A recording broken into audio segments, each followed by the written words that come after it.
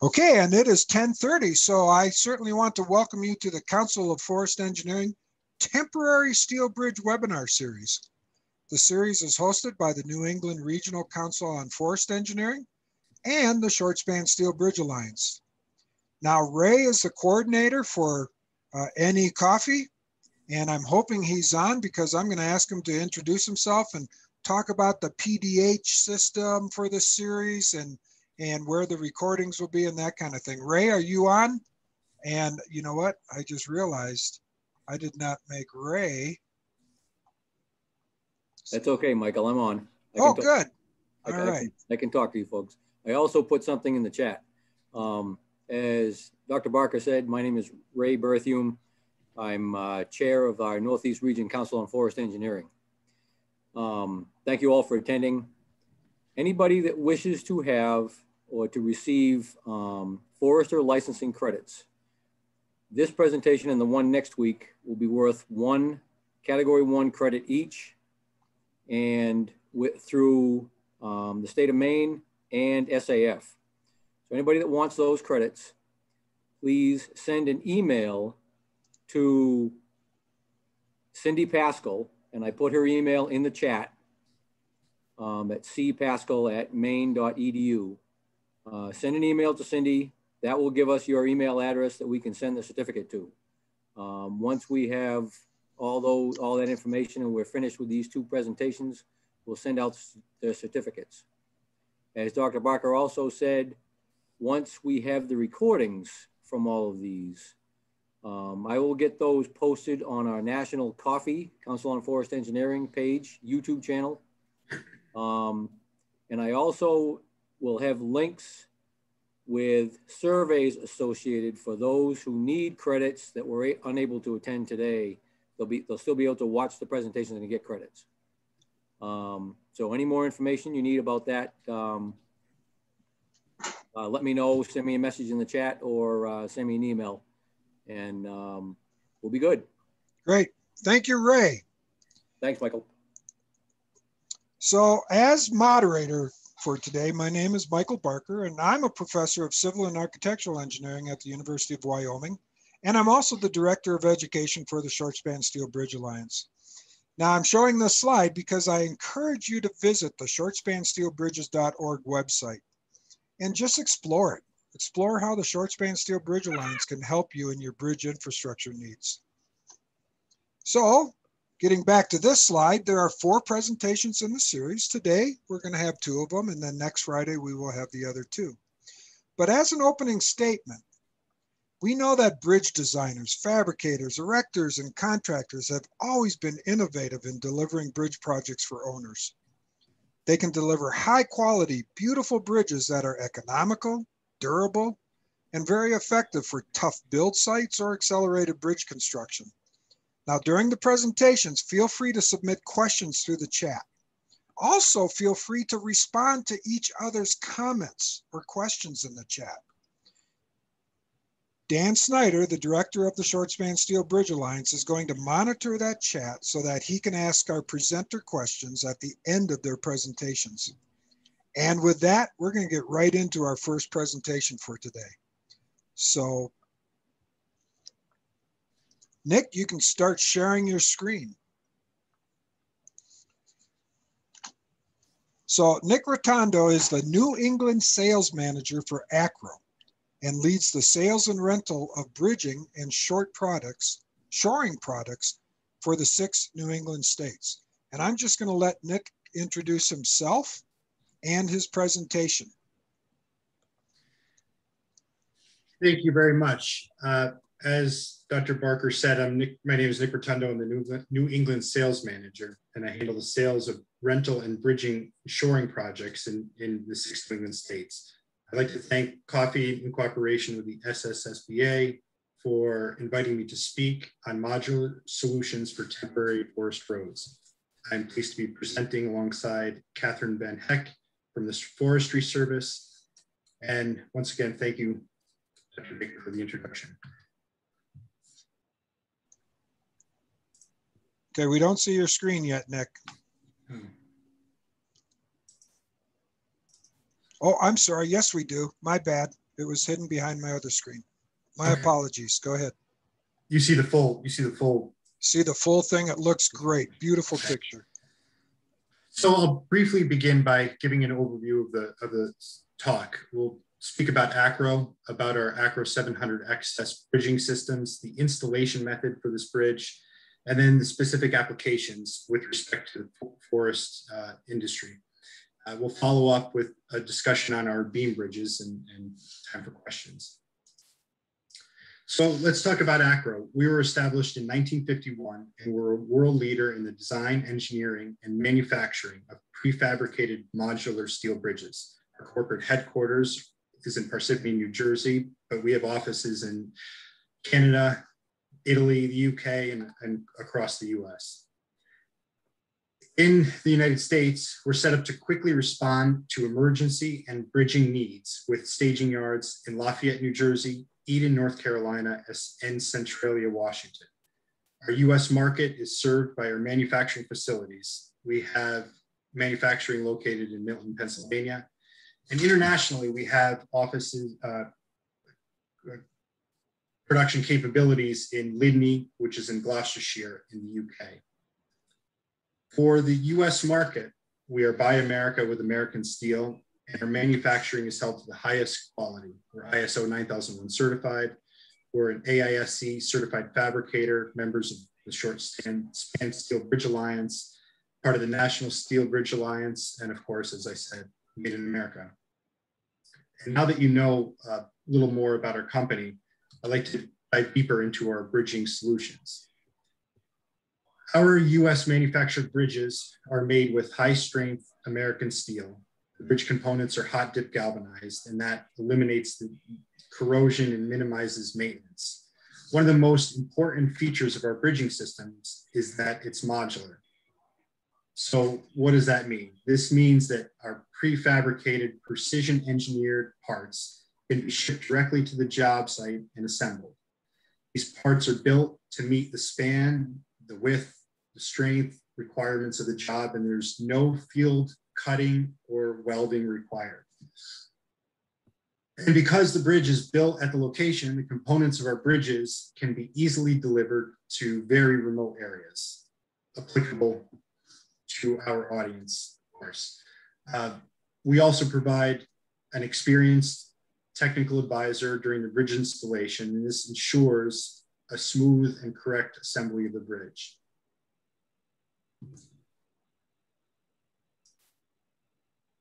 So now that you understand a little bit about the Acro Bridge products, I'd like to discuss what we do. Our focus on the design, engineering, and manufacturing of prefabricated steel bridges allows us to participate in markets that you see here.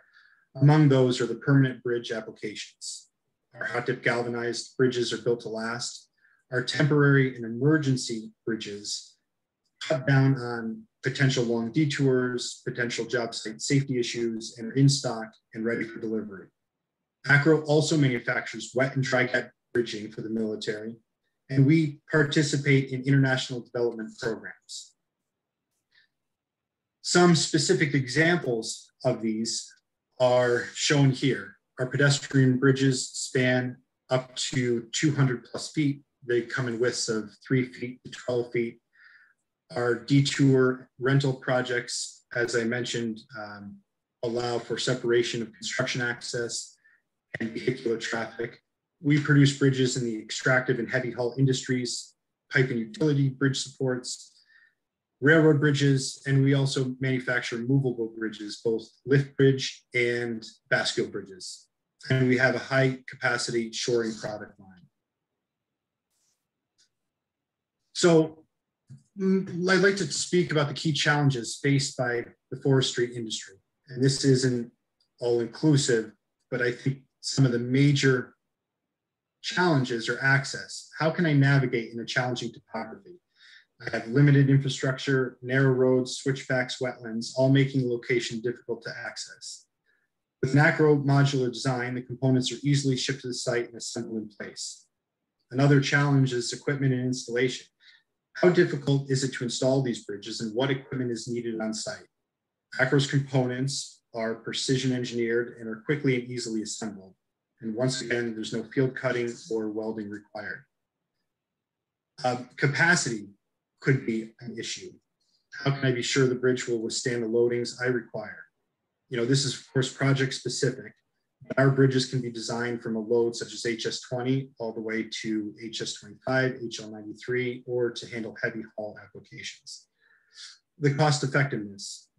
How affordable are these systems? You know, often a bridge is only needed on a short-term basis when providing access, maybe while thinning timber stands, but we allow the customer to choose between purchasing and renting the bridge. And because of our nationwide inventory, servicing these rental jobs is often very cost effective. I think the last challenge is compliance. Perhaps the most important. Am I impacting on wetlands? Will I need permits like the USACE 404, or will I simply need to maintain the natural stream beds for my crossing? All these play a factor, of course, when making the decision. But due to the span capabilities of ACRO, we can build a bridge to negate lengthy permitting processes and avoid preparing zone impacts. So once we've identified the challenges and what's needed, the owner needs to specify the span, roadway width, the loading required. As I said, it can be designed to ASD, LRFD standards, or heavy haul applications. We would need to know the bridge deck. Is this plain steel to accept an asphalt overlay, or a steel deck with a shop applied anti-skid coating? Or are you going to put timber decks down with locally sourced materials? And guardrails, do you need TL1 through TL4? When we know this information, we can provide an engineered estimate or a quotation for our different bridge solutions. Among those are the ACRO 700 XS. This bridge is really made up of three major components. Among those are the truss panels. These truss panels are 10 feet in length and are just under 8 feet tall. They can be stacked 3 on each side, or 4 on each side, or 1 unit on each side.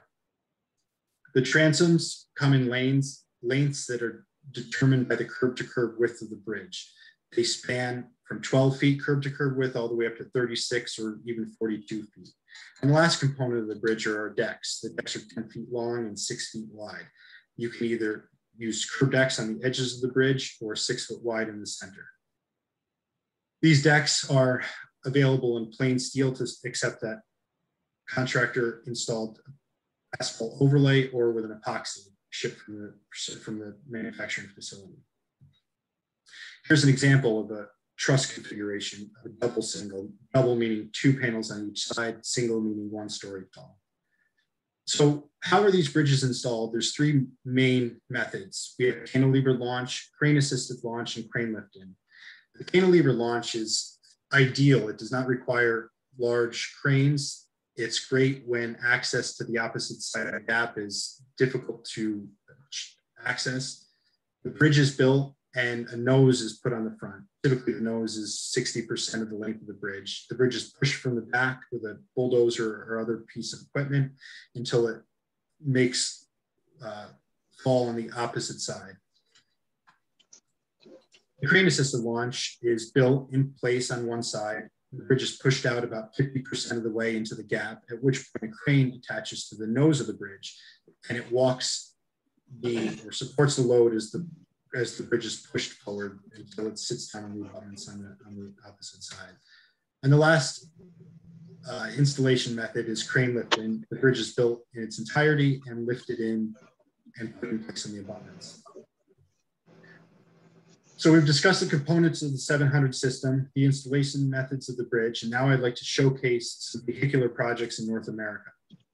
As I mentioned, ACRO bridges range in curb to curb widths from 12 feet to 36 feet and up to 42 feet. Our clear spans can go up to 250 feet. This is a private utility job in Massachusetts. The challenge to the owner was related to compliance. There was a need to span a wetland area, as you see in the picture, and avoid the riparian zones. Another issue on the job site was access. This job was located on a small mountain, and it was elevated at about 2,000 feet with steep inclines and small narrow roads. The last challenge was capacity related. This bridge had to handle construction access vehicles and related equipment. The solution was three acro bridges, 100-foot, 60-foot, and 40-foot span, all 13-foot, 7 inches wide. The components were shipped to staging yards and then delivered to the location where they were built in place. The next job is a utility project in Fresno, California. The challenge to the owner here was access and capacity related. The need to cross an existing timber structure that you see in order to build a large wind farm on the adjacent side of the land. Unfortunately, the timber deck wouldn't support any of those loadings. Additionally, the removal of this timber deck to replace it would have caused an environmental issue in itself. So the engineer decided an acro bridge spanning 100 feet by 24 feet wide in an overbridge application was a great solution. This bridge was designed to carry the load of the equipment and large transformers, and it was cost effective. Here's a job in Santa Cruz, California. The culvert failure during a historic flood caused the need for this bridge. Access was an issue. The flatbed couldn't make these narrow roads and switchbacks. So the engineer decided an acro 90-foot long, 18-foot wide bridge designed for HL93 loading would be a great solution. The job was shipped into a staging yard and delivered in small trucks to the site. The crane was launched and put into place. This job in the Sewell River in Mount Baker Snoqualmie National Forest is in Washington State. The bridge was washed out, which created a need for access for forestry work on the opposite side of the bridge. The challenge here is this was an incredibly remote location. The solution was to provide a 310-foot by 13-foot, 7-foot acro bridge in two spans of 210 and 100 feet. It utilized steel ramps that you see in this picture. They were able to utilize the existing bridge that had been partially washed out. The contractor flew in temporary abutments to the opposite side. They used a cantilever launch to touch down in the temporary abutments and continued their work. I show this picture, although not forestry related, just to show the diverse applications of our temporary bridges. Here you see a railroad bridge in the background that is 80 foot in length to handle a Cooper E80 loading. And in the foreground, a 70-foot acro bridge on a state highway. This is in Reigate, New Hampshire. It was built to put in a culvert that you see below that would handle a 100-year flood. So we do a wide variety of applications for the forest industry, in addition to nationwide work with interstates and local state roads. The next type of bridging I'd like to discuss is emergency application. This is one of the biggest challenges to owners when an emergency strikes. How can we quickly repair a structure that's been damaged or destroyed? Because of our modular system and our wide nationwide inventory, Acro is well suited to meet these challenges. Hurricane Irene, obviously, anyone from the Northeast as well, this is a well-known damaging hurricane. It made its way up the East Coast and parked above Eastern New York and Vermont. It dumped epic amounts of rain down and wiped out countless bridges and infrastructure. Here's a picture of a 130-foot acro bridge that was temporarily installed. Here's another picture before and after of a small town bridge. The challenge to the owner and contractors alike with these pictures was accessibility because the storm had caused such significant catastrophic damage. And work couldn't commence until the waters receded and then the bridges were delivered and installed. Here's another before and after picture from the hurricane and a final picture.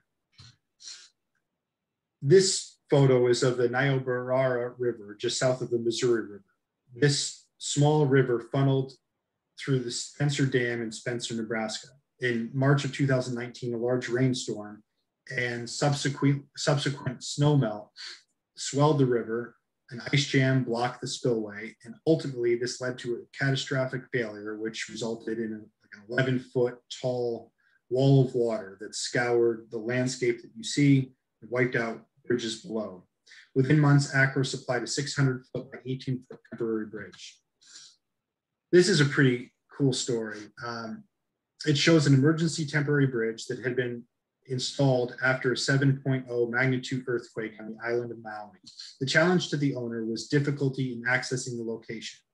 This bridge was installed on the Hana Highway. The road is filled with single lanes and sharp bends and plenty of switchbacks. The challenge, another challenge here was to install the bridge in an accelerated timeline. The bridge offered service to 700 residents. So the solution to provide an Acro 700 excess bridge in a span of 140 feet with a width of 13'7" wide and a design of HL93 loading was decided. It was delivered in stick built and launched on site. A final project I'd like to highlight was the result of the Mount St. Helens eruption in May of 1980. This devastation left completely buried structures and roadways throughout the region. Some of the challenges faced were due to accessibility, remoteness, flooding conditions, and further, the bridges had to be constructed rapidly so as to salvage timber harvests that had been felled in the explosion.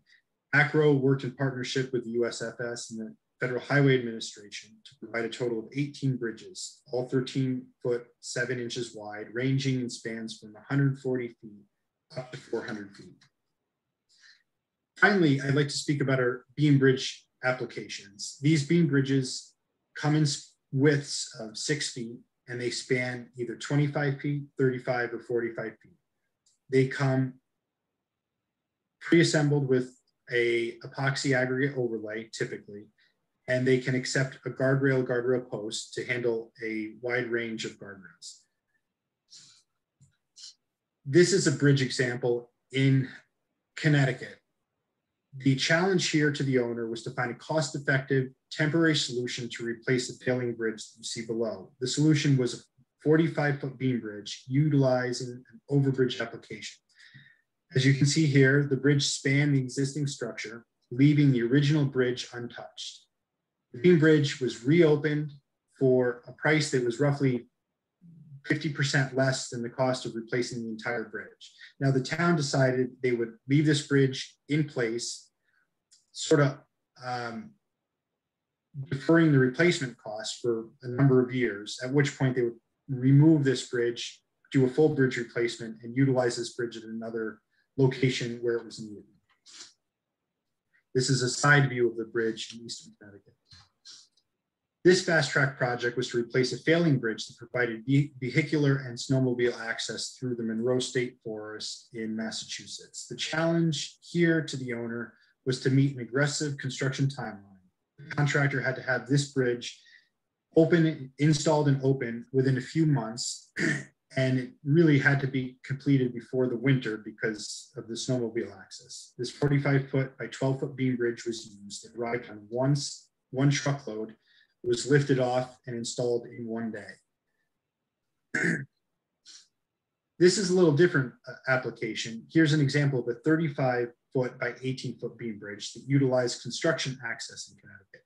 The challenge to the contractor in this case was the need for a temporary stream crossing without impacting the wetlands areas you can see below. The bridge was to be in service for several months. The solution was the short-term rental of this beam bridge. The bridge was shipped on one truck and was installed in a day. The bridge deck came complete with a factory-installed epoxy aggregate overlay. The contractor used his own crane mats for the bridge approaches and also used crane mats for his abutments. You can see the crane mats there in the picture. When the project was complete, the bridge was removed and the area was left to return to its original environment. And this is a picture of a permanent bridge, beam bridge. And I'm showing it just to give you a different idea of what these bridges can do. Here's a bridge in Stamford, Connecticut, 45 feet long, 18 feet wide, and handles up to HL93 loading. You can see the fly fisherman in the foreground, and I heard Dr. Barker speaking earlier about his fishing experiences, so he might like this photo. But at any rate, I hope I provided insight as to the solutions Acro Bridges can offer to forestry engineers. And some of the key takeaways are our bridges are modular and prefabricated. There's no field welding, fabrication, or cutting required. They're easily assembled and disassembled. Our bridges are galvanized. It eliminates the need for corrosion. It eliminates corrosion and sort of the need for maintenance. They're versatile. They're designed to handle the required loads, spans, and widths for the specific project. They're easily transported to the job site in difficult to service areas. The bridges are economical. We give the ability to choose between renting or purchasing the bridge, which makes Acro an ideal solution, whether you have a long-term project or one lasting several months. The bridges are sustainable. They're lighter, longer. They're made of steel, which allows for a minimal substructure. And we're experienced. Acro is a leader and has a long history of providing temporary and permanent bridges throughout the world. And as you saw from some of these pictures, they're well suited for accelerated bridge construction with utilizing local labor and minimal equipment on the job site. With that said, I hope to answer any questions after the presentation, and my contact information and phone number, please feel to reach out to me if you have any further questions. Thank you. All right, thank you, Nick. That was very good. Your coolest picture was that cantilevered bridge going over that wide river. That was cool. That was my favorite picture. And thanks for plugging fly fishing. No worries. So today we've heard from Acro, and they do have some great products and can meet emergency or temporary bridge needs. Acro is a part of the Short Span Steel Bridge Alliance. And so today you saw what they offer.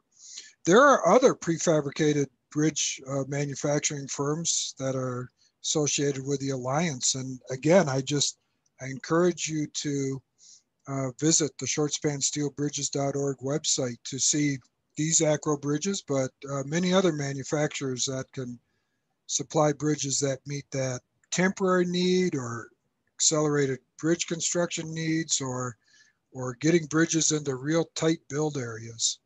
But Nick, we want to thank you. Dan, do we have any questions? Yeah, we do have a couple questions. The first one just came through regarding the PowerPoints, if they'll be made available. And we will make them available through the Short Span Steel Bridge Alliance website. And potentially Ray can also list those on the COFFEE website. So we'll make sure that they are available. Next question was from W. Chu. And the question is 140 foot max span for HL93 loading? No, it all depends on the roadway width and if asphalt overlay is applied, what the thickness of the asphalt is. It really is a design case by case basis. And as I showed that slide with what we require or what we ask for from the designer, we'd like to know the specifics, the roadway width, the span, the deck type, etc. So we can go longer than 140. Some bridges can span 250 feet. But Acro is happy to address those individual case by case basis. Okay, and I see a comment from Tom Pinder. Thanks for commenting. I just saw that he said, depending on width, we have a 240 foot, 30 foot wide HL93 interstate bridge for one example. Comment from Michael, looks like a Bailey Bridge from World War II. I'm guessing you hear that quite a bit, Nicholas. Charlie asked, are there any temporary bridge options for use during a logging job? Say that again, temporary bridge options. Are there any temporary bridge options for use during a logging job? From Charlie. Oh, for use during the logging job. Yes, I didn't have any pictures in the slideshow, but you know, our bridges can handle heavy haul loading. So they're ideal for logging projects, you know, whatever the loads might be.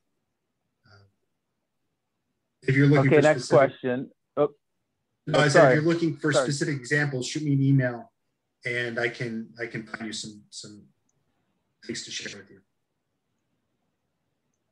Okay, next question from Samuel. Does Acro provide a lifetime estimate with their designs?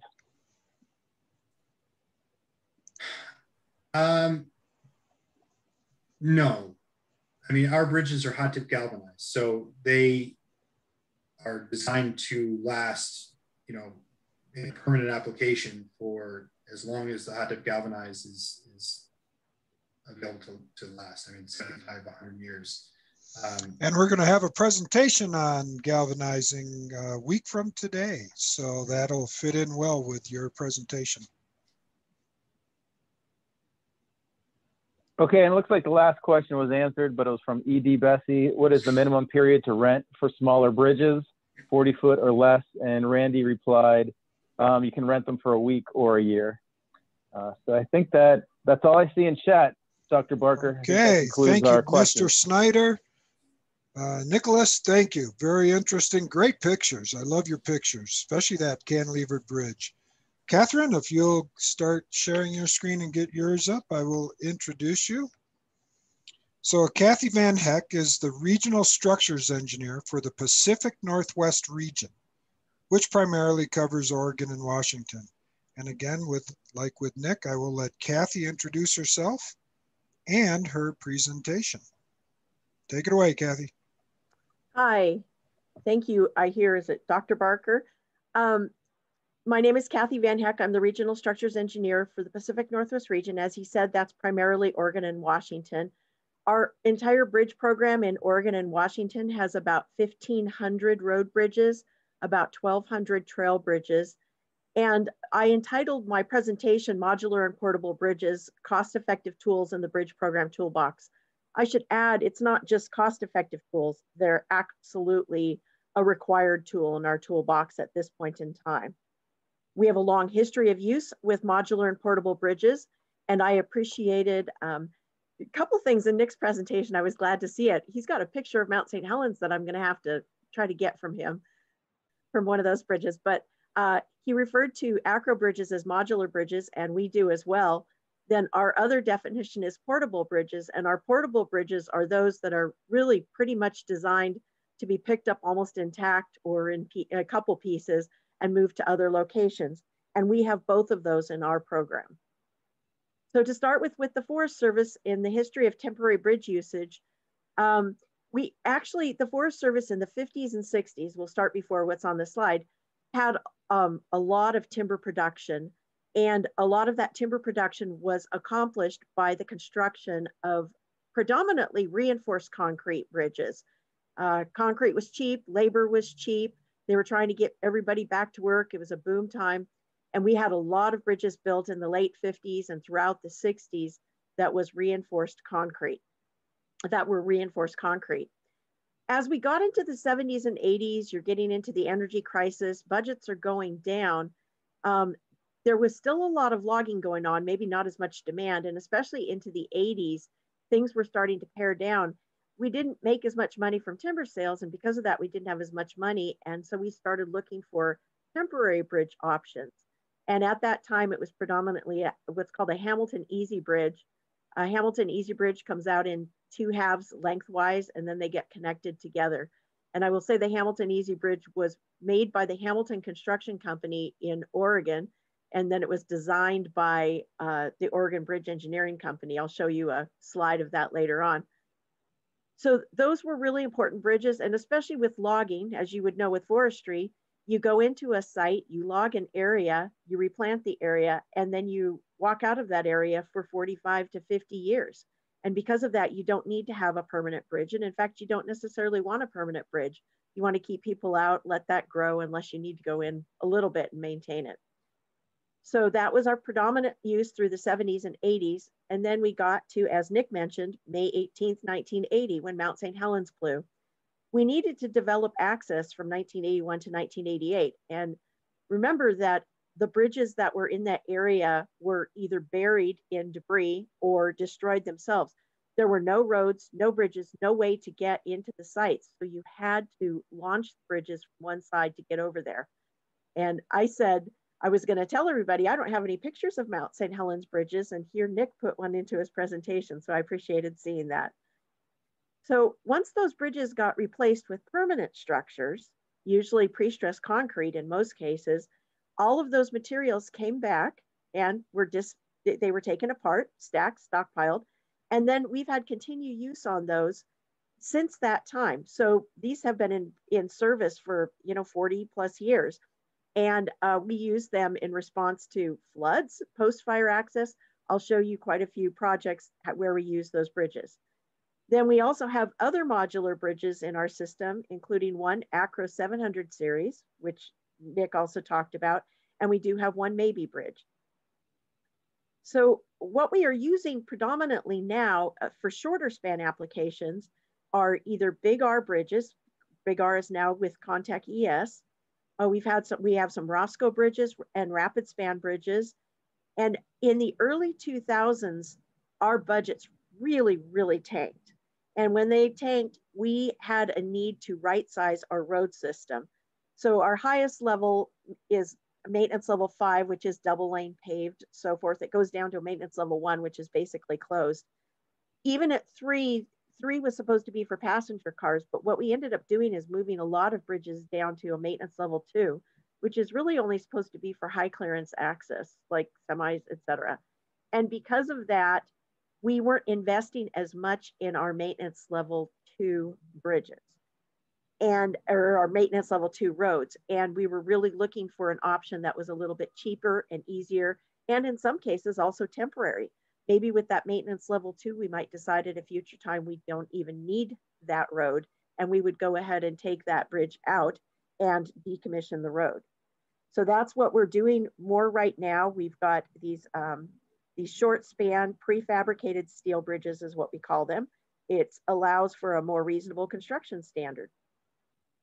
So our design considerations for temporary bridges used to be, in the early days, a superstructure design of AASHTO HS25 with mobile spars. Now, mobile spars are huge loads. You guys might know about them. Like a BU99 is like 198,000 pounds. A BU101 is 202,000 pounds. And it's 202,000 pounds on like 4 axles, where the back 2 axles are a tandem axle 4 feet apart. And the total load on those back 2 axles is like 145,000 pounds. So we needed bridges that could handle these big loads. We did that. But the tricky thing about this is the superstructures were, as we say in the Forest Service, hell for stout. The substructure designs weren't always really designed, I guess I'll say. They were a lot of times put on logs, gabions, MSE, so mechanically stabilized earth walls. And some were a little bit more developed. I'll show you one of those. And then our railing system was primarily timber curbs or a W-beam railing system. We'll say it was performance-based. Most of the time, these bridges were short enough that nobody really hit the railing. The railing, especially curbs, deteriorated long before anybody thought to hit them. And as an agency, the Forest Service has some flexibility to construct even modular bridges that others might not be comfortable with, but they work for us. So now design considerations that we're challenged by now for either temporary or permanent bridges is we have to have a superstructure design of HL93 and in accordance with AASHTO LRFD, and we do use higher loads such as a U80 load sometimes when it's needed. We also, for our substructure designs, have to use the same design standard, and we have to look at sliding settlement, bearing on slopes, global stability, overturning, eccentricity, the whole gamut. And that becomes a little bit challenging at times, especially when we're trying to keep our bridges a little bit shorter span. We use concrete, precast or cast in place for our foundations. MSE walls, some timber walls. And we have some considerations for temporary or short-term use with respect to foundations. So we don't usually consider extreme event. We figure that's not likely during the duration of use. And then our railing systems, we generally design for what's called a test level 1, which is kind of a low level with a curb or rail. We have a curb 18 inches above the wearing surface. And then a full railing system, if we decided to put on a real railing system at 27 inches above the roadway, then we'd have to have approach railing on every corner. And we don't necessarily want to do that. That really raises the cost a lot. So also, I'm going to mention some operations and maintenance considerations for bridges. We have to load rate all of our bridges. And we have found a little bit of a challenge with our easy bridges at 16 feet because you can get like a whole truck on one half of the bridge and all of a sudden things kind of fall apart. It reduces the load capacity a little bit. Now, if you put it down the middle, you can take tanks across it practically. But if you have to load rate it in conformance with LRFR, load reinforced factor rating, and the manual for bridge evaluation, it becomes a little bit tricky. And then inspection, we have this opportunity to move to a 48-month interval for inspection, but usually bridges are on 24 months. Acro and maybe bridges, et cetera, a lot of times they recommend a 12-month inspection interval. We actually do 24 months because we have very low volume on our roads, and we don't consider the reason for the 12-month recommendation is just to check the hardware. We just don't have the capacity, or we don't have the volume of traffic that kind of causes any problems generally with the hardware on the bridges. But we don't exceed 24 months for any of our modular bridges. And then with maintenance, you really want to, any of these, it's just like almost like any bridge, but you really want to clean the decks, especially so you can see it while you're inspecting it. You always want to clean the top of the bottom flange if you have weathering steel girders. Now, I know a lot of folks are in the Northeast and they don't really use weathering steel because you guys use a lot of salt out there because you have weather conditions conducive to that. In the Forest Service, we do not use salt on any bridges because basically we have a different kind of road system that closes in the wintertime. If you have snow on it, we don't plow it, we don't salt it, etc. So we're allowed to use weathering steel, but that comes with issues that if you have weathering steel girders, you need to keep them clean. And then also you need to be aware of areas with deciduous trees and lots of leaves in the fall, because when those leaves come down, if they get trapped on your bridge, they're acidic and they can really damage stuff long term. I promised you a picture of a Hamilton Easy Bridge, basically very similar to many other prefabricated steel bridges that we have right now. It has 4 girders and it has a, in the middle, it has a diaphragm that basically once you put the 2 halves in place, you swing the diaphragm over and bolt it. The problem is that the decking is not continuous across. And again, that was where we're running into problems when we go to load rate these bridges. The basically prefab bridges that have the corrugated steel bridge deck, which many of the bridges that are endorsed by the Steel Bridge Alliance have either precast concrete panels, cast in place panels, or they have the corrugated steel deck, and that solved that problem of continuity across the deck. So this one is one of our oldest easy bridges that's in place. This is Swede Creek on the Mount Baker Snoqualmie National Forest. It's been in place since 1982. So this one had a more permanent foundation on it. And I'm pleased, since it's been in place since 1982, to know it wasn't just a log. It did have, it looks like a soldier pile wall, somewhat some piles and then stabilized earth wall. If I showed you this a little bit closer up, you would see that this needs new running planks on it desperately. Other than that, it's a perfectly functional bridge, and it functions in our settings. It works. The next bridge I want to talk about is one called Miriam Creek. This was a Hamilton Easy Bridge that was actually in storage for a while. And then we had a problem. We had some water, some flooding that basically undermined the footing. And the only reason this bridge hasn't collapsed is that this bridge actually had cantilever ends on the timber girder, which came down and sat on the ground. So now we're holding the foundation up instead of it holding the bridge up. We took the whole bridge out and replaced it with a Hamilton Easy Bridge. They came in and they actually redecked the bridge to bring it up, put some new curbs on it. So I call it the gift that keeps on giving, because a lot of these prefabricated bridges, they have some maintenance standards that you follow. And once you follow those maintenance standards, you know, replacing the deck, checking the curbs, whatever, you can just keep on using them. They stay in very good shape. So this bridge was an interesting project following the 96 floods. We had to get a bridge on this location very, very quickly. There's actually something called the Learning Center down here, and the 96 floods wiped out every bit of access to this, and we had people on the other side of this bridge.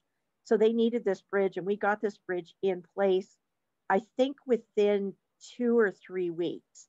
People were able to walk across the old bridge. Nobody could drive across the old bridge.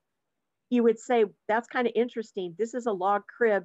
What happened is this bridge scoured out 6 feet. And because it scoured out 6 feet, we decided we could put a foundation right over that. It had probably scoured as far as it was going to go.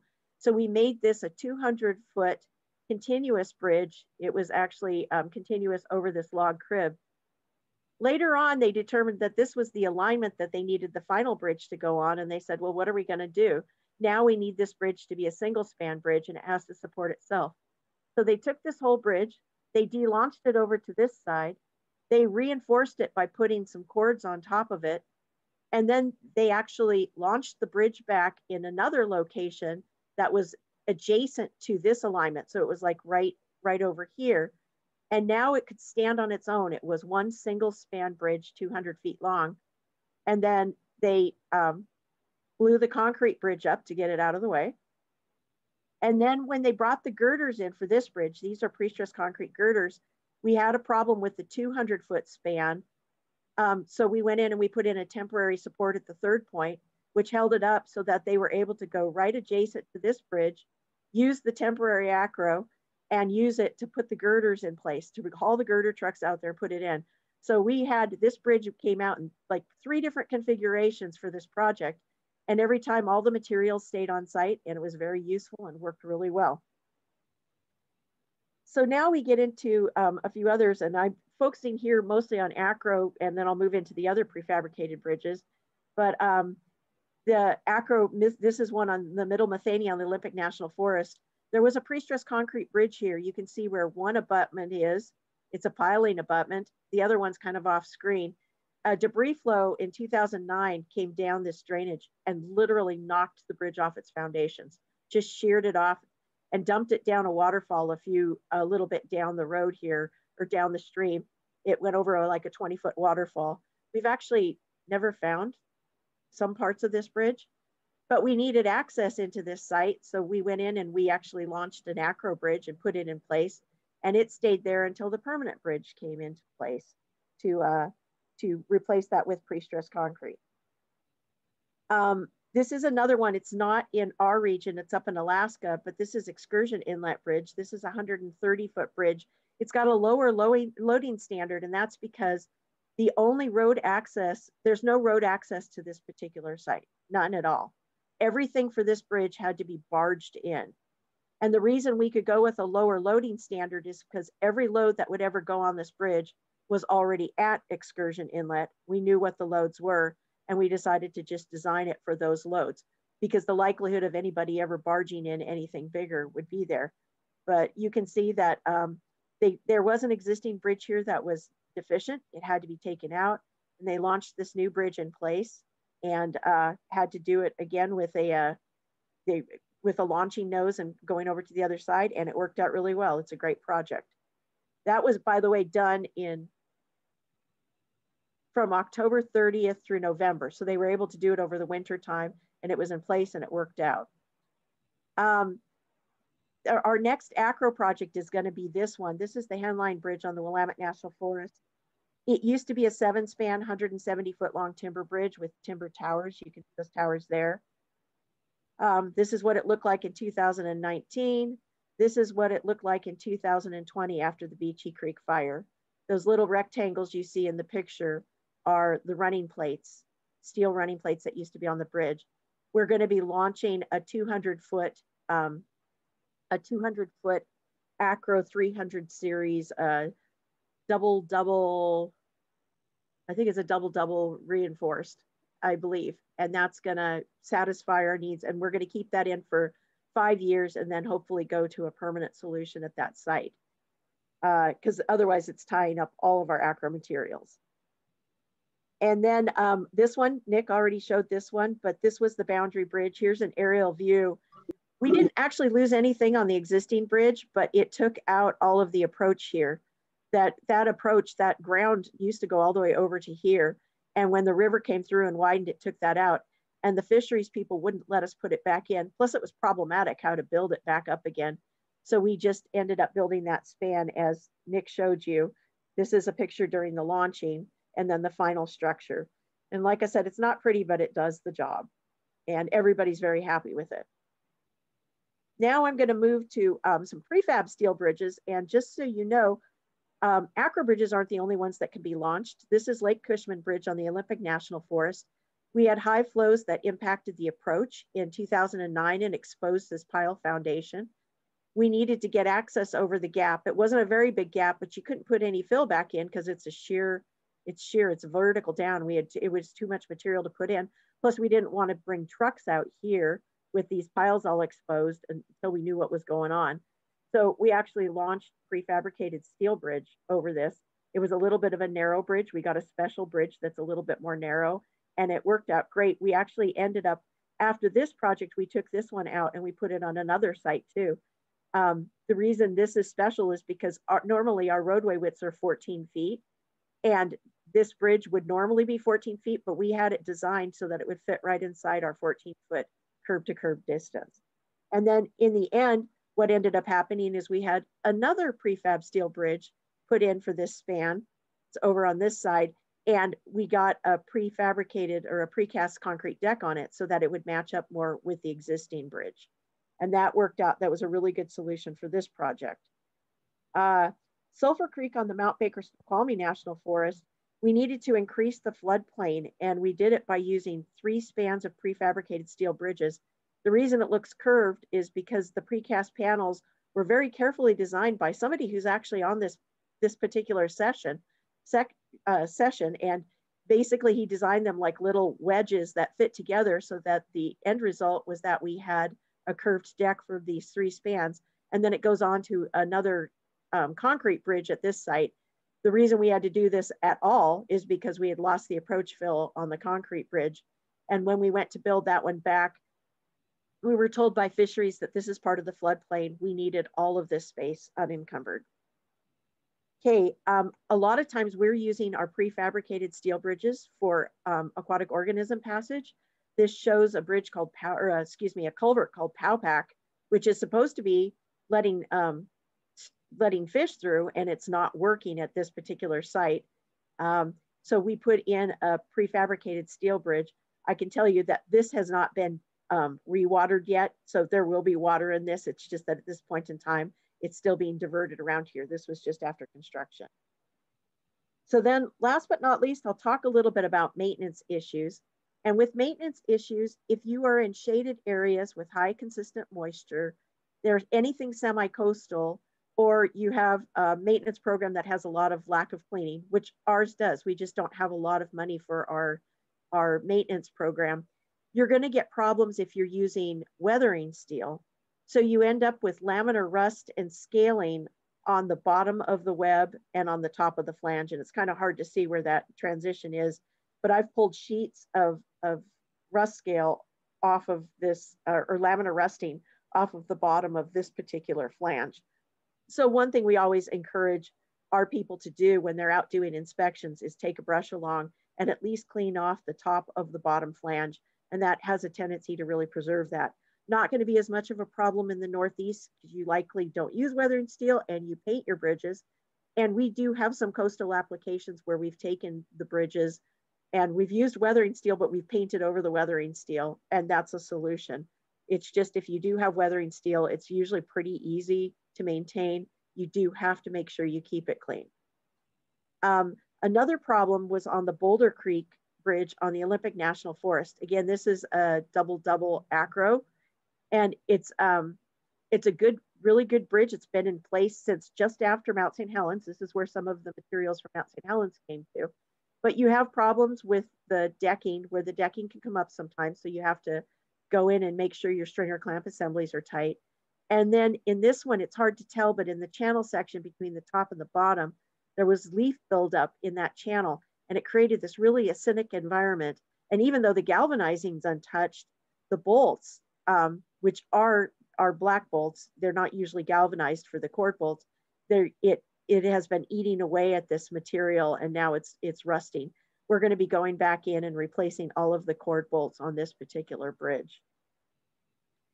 And then another problem that you can't do anything about, this is Dr. Creek on the Okanagan-Wenatchee National Forest. This is actually a Roscoe bridge.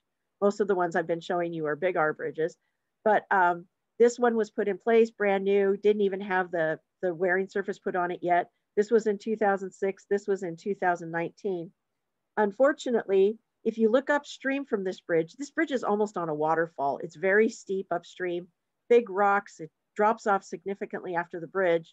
And within the first couple of years after it was in place, one of these rocks dislodged, came down and flung itself at our bridge and damaged the beam. We don't have the money to basically straighten this at this time. If we ever had a need to do it, we would. If this doesn't serve very many people. So we've been able to basically, if I go back one slide, over on this side, see that big boulder there? That's directing traffic more over to the left side away from this particular beam, so that they're mostly just using the downstream side of this bridge. But it's an issue we always have to be aware of.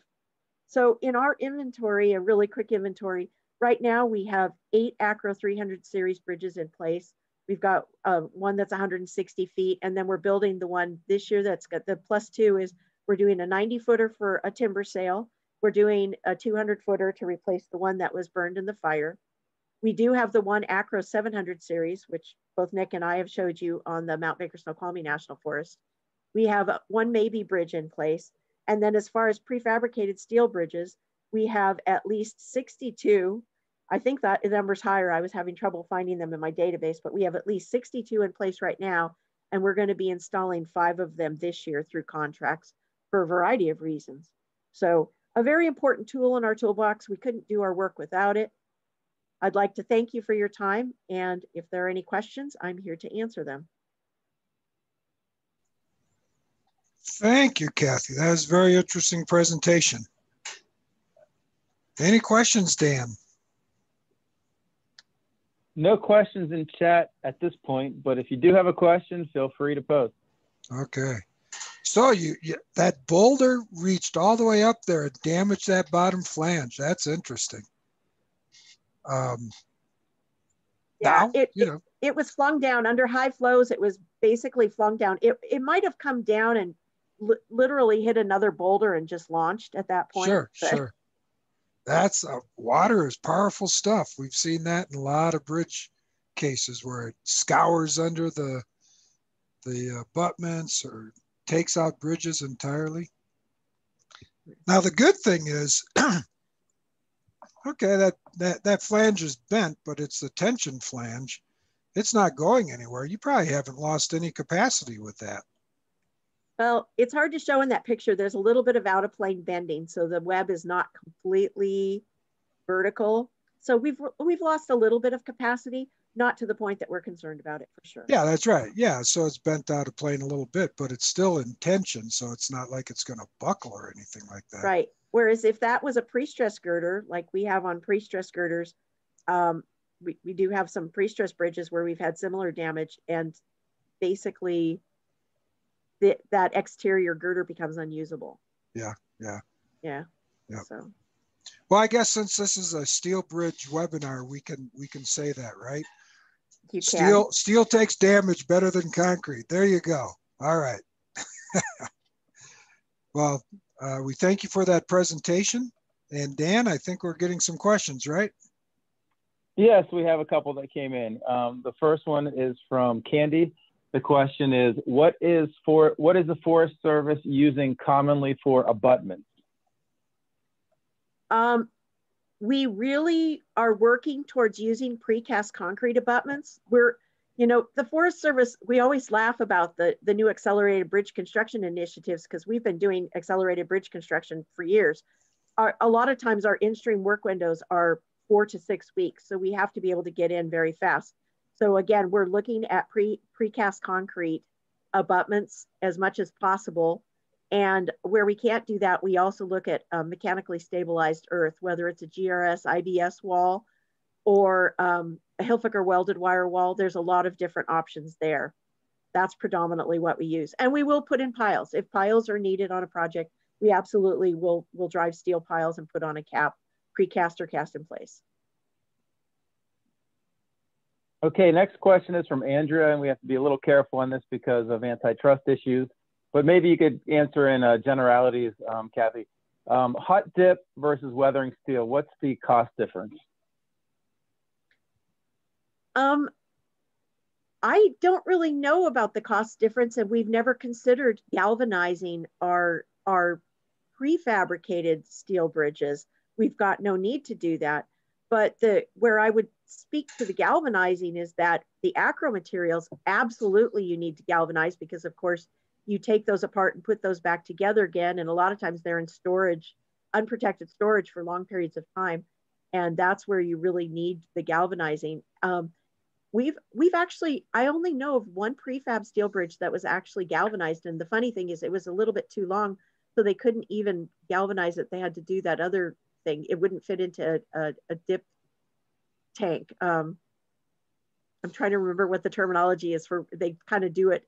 It's almost like a spray where they spray it on, but I can't really speak to the cost difference on that. And I think there is a place for galvanizing. There's a place for weathering steel. Remember, in the Forest Service, they're trying to get whatever we put in there to blend with the environment, and weathering steel blends really well. Galvanizing kind of sticks out like a sore thumb sometimes. So. Okay, thank you. Next question is from E.D. Bessie. What are the most common rust or weathering problems found in the Northeast? I don't know about the Northeast because I've only ever worked in the Pacific Northwest, but I would imagine that the problems are the same. And I know that if you have weathering steel, you will absolutely get problems with the weathering steel if it doesn't get cleaned on an annual basis. Certainly any top flange that collects any kind of debris or moisture and then traps those salts would do it. With the prefab steel bridges, you just have to make sure that you've got something that would actually put a good cap on it, like a precast panel deck would do a really good job of protecting your girders. Precast or weathering steel or otherwise, I think it would do a really good job, and you wouldn't get as much of an issue there. So I also know in the Northeast, they get problems sometimes with their pre-stress. If it comes down through between slabs or boxes, they get rust problems there, so. So can I comment? Okay, the last question. Oh, sorry. Go ahead, Dr. Barker. So yeah, corrosion protection systems is a big issue with steel bridges, right? That we just have to take care of it. Yes. And weathering steel is a great corrosion protection system in the right environment. For instance, here in Wyoming, they love weathering steel because we're fairly arid. We don't get a lot of moisture. We don't use a lot of salts. And they don't even have to clean them. But in corrosive areas, maybe weathering is not. And then of course you've got the galvanizing, either hot dipped or metallizing, the spray on. Metallizing. You've got the painting, and you've even got stainless steel, right? There's a stainless steel out there now that for corrosive environments might be the best solution. So yeah, it's hard to come up with price differences between them because you have to look at it holistically. What environment are we putting it in? What are the initial costs? What are the maintenance costs? What are the expected longevities? And it is not just one size fits all. That's why we have 5 different solutions, right? Right. And I'll add too, with the Forest Service, weathering steel suited our needs too, because a lot of times people will take these bridges and they end up getting a little bit dinged up while they get installed. You don't want a painted bridge system that's going to get dinged up or dragged on the ground or something, because once you break that, it becomes even worse. So that's where the weathering steel works. Whereas the galvanizing on the acro materials, those things get hauled around and banged up, and we've never had a problem, one, with the galvanizing on our Acro materials. Yeah. So, and I'm not trying to sell Acro, I'm just saying we've never had a problem with it. And I appreciate that for all the use we get out of it. Well, galvanizing is a metallurgical bond. So, right. So it can take abrasion a little better than, for instance, a paint. Anyways, that's probably enough on corrosion systems. Anything else, Dan? Yes, another question from Eric. Is seismic design a consideration for many of these bridges? No, seismic design is not. Generally, because if it's a simple span bridge, the primary thing that you have to ensure is that you've got connectivity between the superstructure and the foundation. And usually that's accomplished just by having a dowel, or in the case of prefab steel, it has a bearing plate. It has usually at least two anchors, if not 4 anchors on each girder that goes into the substructure. And as long as it can handle 20% of the dead load, it takes care of the seismic, and you don't have to worry about it. And understand that, I mean, Mount St. Helens was a volcano. We live in a very seismic region. And so we at least consider that connection and put that on there. And other than that, you don't have to really start looking at seismic until you're getting into a multi-span application, or if you're on any kind of soils that are going to be liquefiable. Then you might have some other issues that you might want to talk about. But for most of ours, when we're in we're in the Cascades or we're in mountainous regions, we don't have to worry about liquefiable soils, and the seismic is taken care of just by the connectivity between the superstructure and the substructure. Okay, thank you, Catherine. We're going to wrap up this webinar. We thank you for attending. Nick, thank you for your presentation. Catherine, thank you for yours. I'm sure they would welcome any communication from people that have additional questions or want to talk to them about different issues. Again, we're going to have another 1 hour. This is a little more than 1 hour, but 1 hour webinar series next week. We will see you then. And remember, if you want more information on steel bridges or our bridge manufacturing firms, we encourage you to visit shortspansteelbridges.org. And with that, we will sign off. Thanks, Michael. Thank you, Dan. Thank Thank you, you, guys. Michael. Thank you. Have a great weekend.